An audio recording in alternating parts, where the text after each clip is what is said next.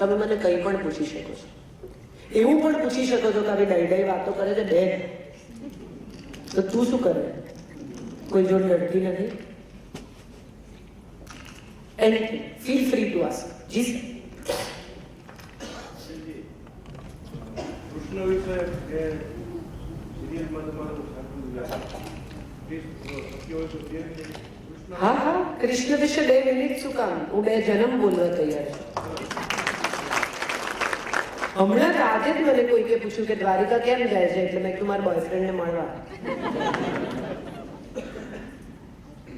3 વસ્તુ મને કૃષ્ણની બહુ ગમે છે.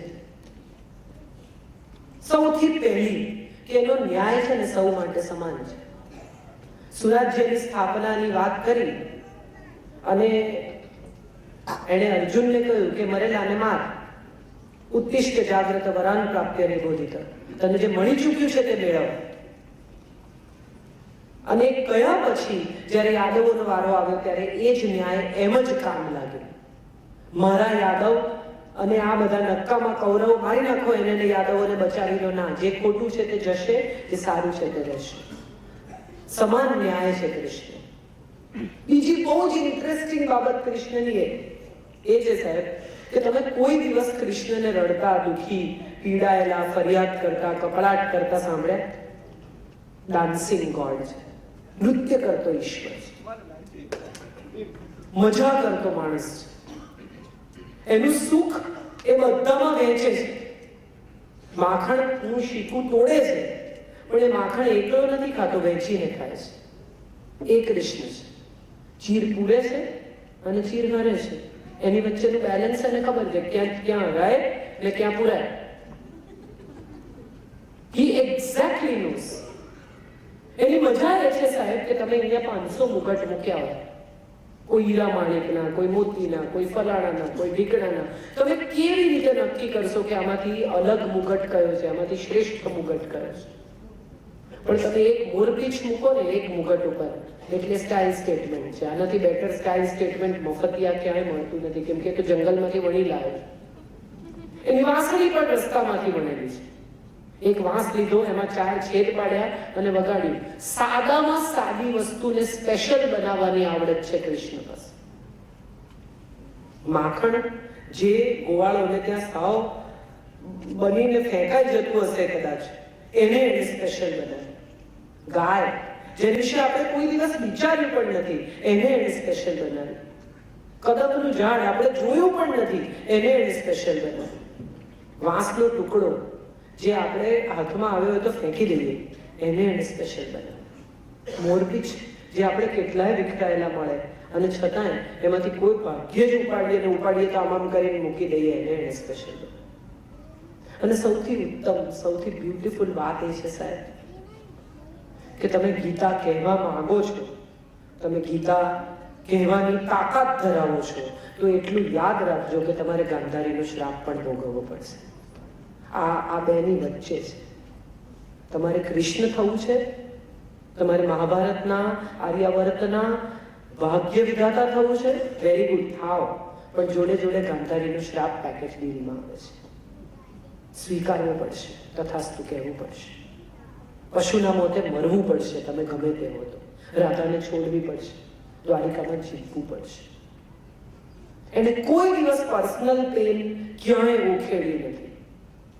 કોઈ દિવસ તમે કૃષ્ણના કોઈ પુસ્તકમાં, કોઈ કથામાં, કોઈ વાર્તામાં, કોઈ નાનકડી પણ વાર્તામાં એવું સાંભળ્યું કે પછી કૃષ્ણએ બેસીને ઉદ્ધવને કહ્યું કે યાર હું રાધાને બહુ મિસ કરું છું? આવું સાંભળ્યું કોઈ દિવસ? નહીં થતી હોય એને પીડા, નહીં થતું હોય એને દુઃખ. જે માના 7 છોકરા ગુજરી ગયા છે, એ માના ગર્ભમાં એને કેવા ભય સાથે જન્મ લીધો હશે. ફફડતી હશે મા રાત દિવસ કે આ છોકરું જન્મ્યું નથી કે કંસે મારી લીધું, અને છતાંય નિર્ભય જન્મ્યું. કોણ કે છે મારો ઉછેર આવો છે માટે હું આવો છું, મારા મમ્મી પપ્પા આવા હતા માટે હું આવો છું. સતત ભયમાં ફફડતી માના ઉદરમાં લઈને જન્મ્યો, અને છતાં એનાથી મોટો નિર્ભય કોઈ નથી કે મહાભારતના મેદાનની અંદર એણે કહ્યું કે ન્યાસ્તિ શસ્ત્ર યુદ્ધમાં. That's vote means. સંગીત છે એ કૃષ્ણ છે, સુંદરતા છે એ કૃષ્ણ છે, બ્યુટી છે એ કૃષ્ણ છે, વાલ છે એ કૃષ્ણ છે. નમસ્કાર. કોઈ પણ ઉંમરલાયક વ્યક્તિ જે આપણા ઘરની સભ્ય, દાખલા તરીકે સાસુ સસરા હોય અને વૃદ્ધાશ્રમમાં રહેવું હોય તો રહી શકે, આજ તો રહી જ શકે. શું કામ ન રહી શકે?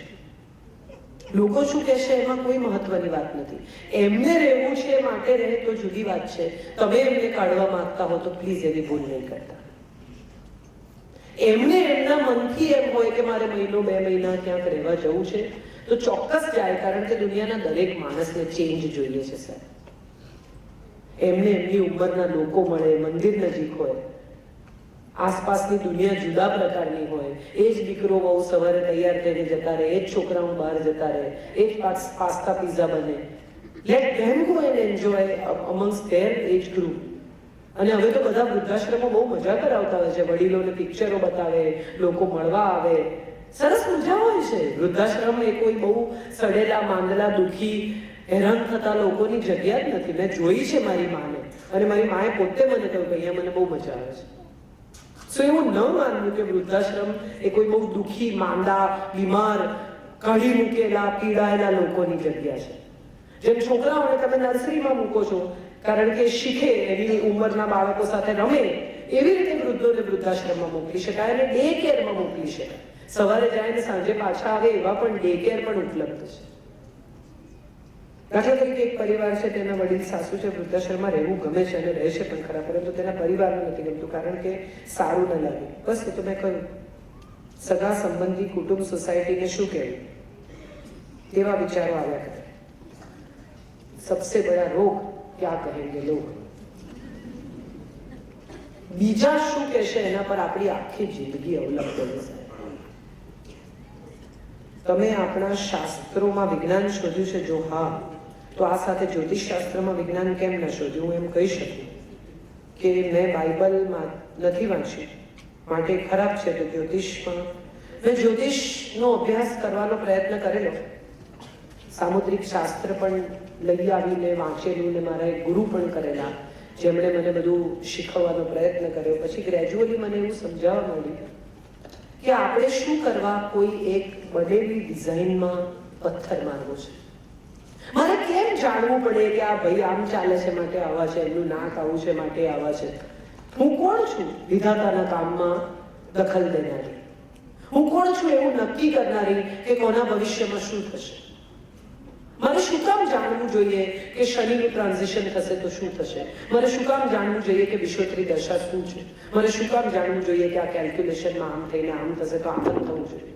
સૂર્ય બુધ સાથે પડ્યા એટલે માણસ આમ જ હોય, શનિચંદ્રનો વિષયોગ થાય, મંગળ પરિવર્તન થઈને આમ થાય. મેં બહુ પ્રયત્ન કરેલો. ત્યારે હું એક વિચિત્ર પ્રકારના શું કહેવાય, અહંકારમાં હતી કે મને લાગતું હતું કે હું કંઈ પણ શીખી શકું છું. પણ જે ક્ષણે મને એવું સમજાવવા માંડ્યું કે માણસની કુંડળી જોઈને તમને એના વિશે ખબર પડવા માંડે, ત્યારે મને એમ થયું કે કુંડળી પરથી માણસને નક્કી ન કરવું જોઈએ, અને મેં શીખવાનું છોડી દીધું. આ વાત છે. અને બીજી મહત્વની વાત એ છે કે જો કોઈ પણ શાસ્ત્ર ખરાબ નથી જો સાચી રીતે જોવામાં આવે અને એના સાચા જાણકાર વિદ્વાન હોય તો. આયુર્વેદ પણ બહુ સારું શાસ્ત્ર છે સાહેબ, પણ તમને નથી મળતા કોઈ સવારે તજનું પાણી પીઓ ને બપોરે હળદર પીઓ ને સાંજે આમ કરો ને મગ ખાવાથી વજન ઉતરે ને. અમારે ત્યાં મારા સસરા વૈદ છે, એમને મળવા એક ભાઈ આવેલા, એમને કહ્યું કે મારે વજન ઉતારવું છે, હું તરબૂચ પર ઉતરી જવાનું છું. એટલે મારા સસરા એમને એક જ વાક્ય કહ્યું કે તરબૂચ છે ને ભાઈ એ નિરોગી માણસનું ફ્રૂટ છે.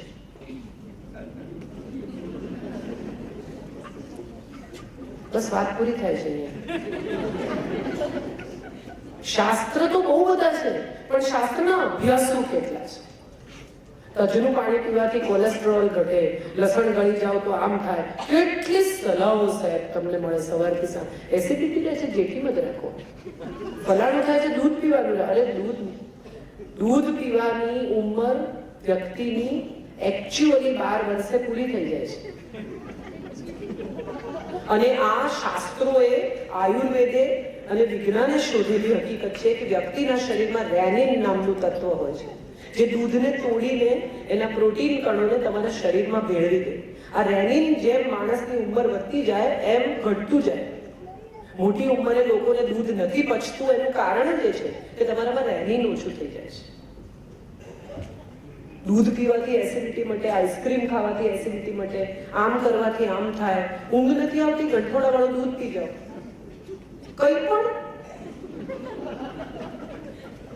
શાસ્ત્ર છે, વાત સાચી છે, પણ એ શાસ્ત્રના વિદ્વાન પણ છે, એની પાસે જાઓ. મગ ખાઓ, મગ ચલાવે પગ. અરે કોણ નક્કી કરે આ બધું? અધકચરું વાંચેલા, અધકચરું જાણતા, અધકચરું સમજતા લોકો તમને સલાહ આપે, જ્યોતિષની હોય કે આયુર્વેદની હોય કે જીવનની હોય, નહીં માનવાની. કેમ કે તમને અડધે રસ્તે જઈને ઉતારશે અને પછી કહેશે કે મને આગળનો રસ્તો ખબર નથી.